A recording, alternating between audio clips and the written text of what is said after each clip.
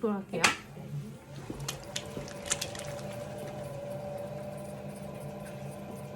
일단은 중심 잡을 때는 흙을 위에서 아래로 끌어내리면서 똑같이 풀어주세요. 충분히.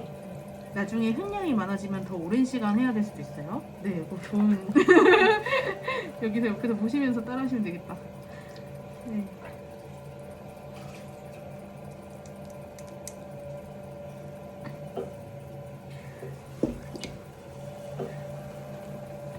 근데 저희가 만드는 게 바닥이 넓은 작업이잖아요.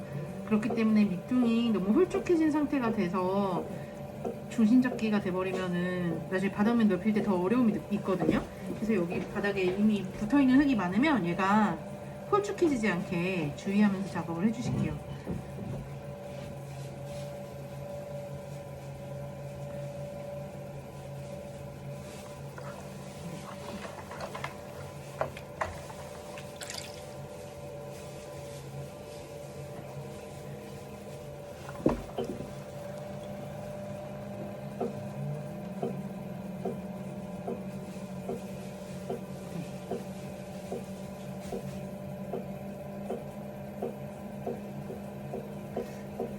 중심이 어느 정도 잡히면 이제부터는 이 접시는 바닥이 넓은 기물이기 때문에 바닥면에 붙어있는 흙을 넓혀주면서 작업을 이어나갈 거예요.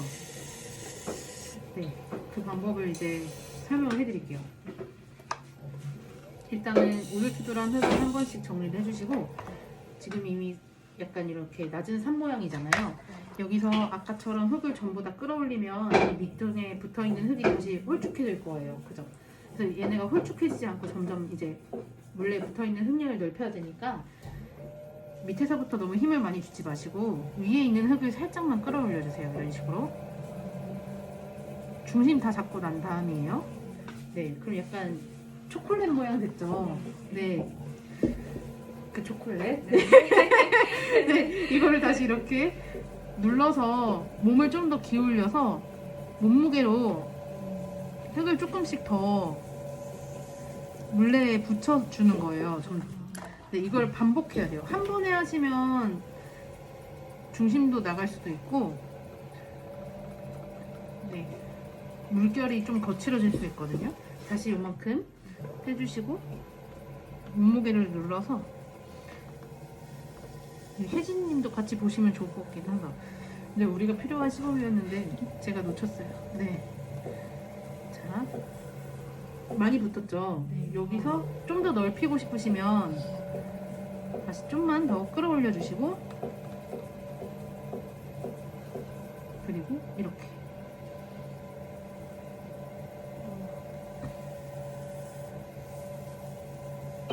붙여요.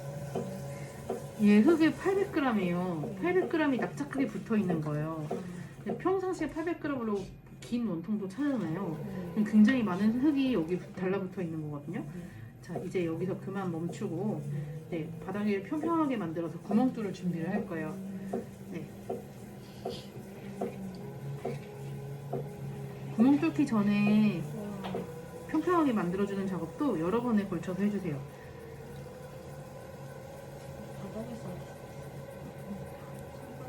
네, 손바닥을 전체적으로 사용을 해주셔야 돼요.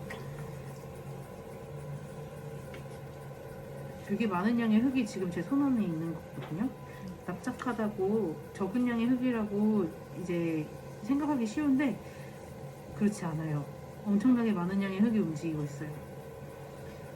마치 기물의 바닥면을 평평하게 펼쳐주는 것과 같이 구멍 뚫기 전 단계에서도 이 흙덩이를 평평하게 만져주면서 최대한 양쪽 면에 이제 붙어있는 흙이 대칭을 이룰 수 있게, 중심이 나가지 않게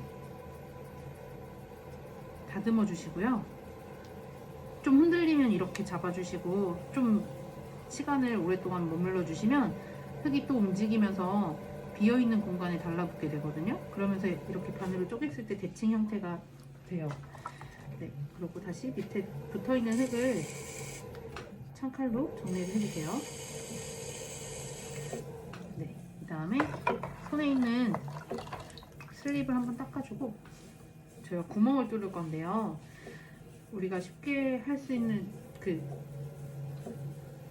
자주 저지르는 실수가 하나 있어요. 접시를 만들 때 구멍을 너무 깊숙이 판다는 거예요.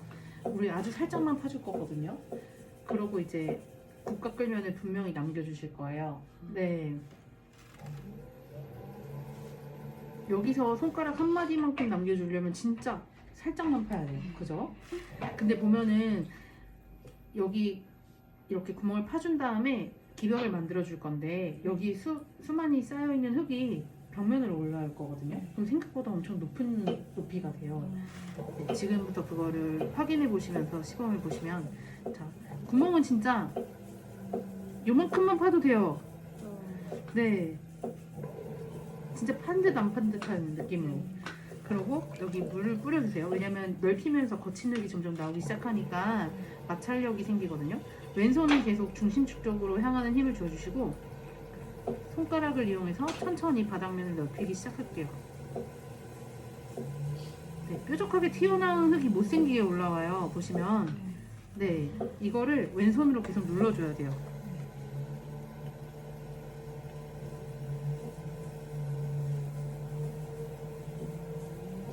그 어느 순간부터 왼손에도 이제 중심축 쪽으로 향하는 힘을 좀 더 주시고 바닥면과 옆면 사이 경계 부분을 구분해 주시는데, 네.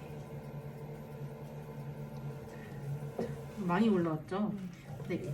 접시는 이제 바닥이 평평해야 되니까 울퉁불퉁한 결을 일단 우선 정리를 해줄게요. 이제 건조 중이거나 아니면 가마 안에서 이 가운데에 크랙이 많이 가요. 네, 이 부분이 크랙이 가지 않게 하기 위해서는 우리가 손끝으로 많이 만져주는 일을 해야 되는 거예요. 이 작업을 하다 보면 또 얘가 높이가 낮아져요. 저도 지금 구멍을 덜 뚫었어야 되는데 너무 많이 뚫은 거죠. 네, 그래서 저보다도 조금 뚫어도 된다는 걸 설명해 드리고 싶었어요. 네. 접시도 약간 바닥이 다른 부분의 두께에 비해서 살짝 도톰한 게 저는 좀 실용적이라고 생각하거든요.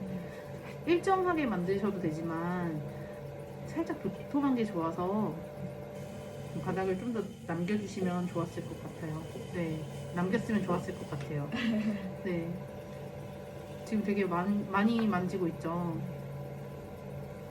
여기가 계속 울퉁불퉁하다면 스펀지의 힘을 이용하시는 것도 좋아요. 수없이 이렇게 다듬어 주시다가, 네, 기벽을 산 모양으로 만들어 주세요. 그리고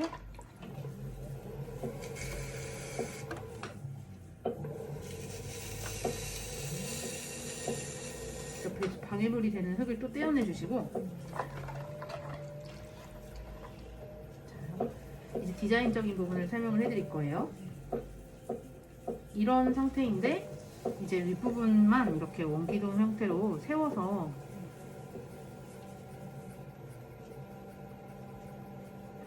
이런 일자형 납작한 원기둥 형태의 접시를 만드시는 수강생분들도 계시고, 어떨 때는 이 부분을 납작하게 만드시고 바닥면을 자르고 이 부분 위에 옆벽 부분을 굽으로 활용하셔서 월남쌈 그릇 같이 성형하시는 수강생분도 계세요. 그리고 여기를 둥글게 성형하면 이제 또 전 모양이 달라지니까 약간 윗부분이 둥그런 찬기가 되겠죠. 그죠? 네. 여기서 이제 손가락으로 그림을 그리면서 아래부터 위 이렇게 외곽선들을 약간 변화를 주면서 살짝 둥글려 주시면 둥근 찬기가 돼요. 그죠?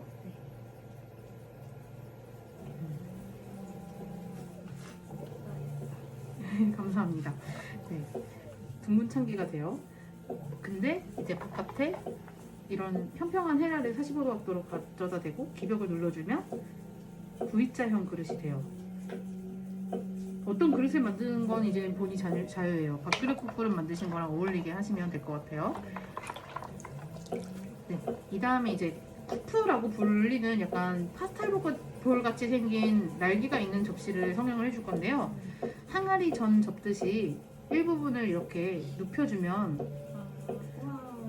네, 이런 형태가 되거든요.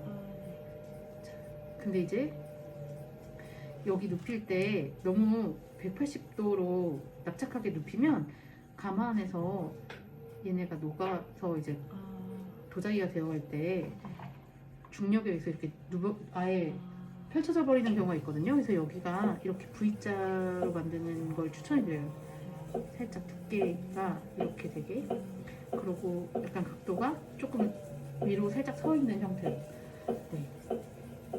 이해하셨나요? 네.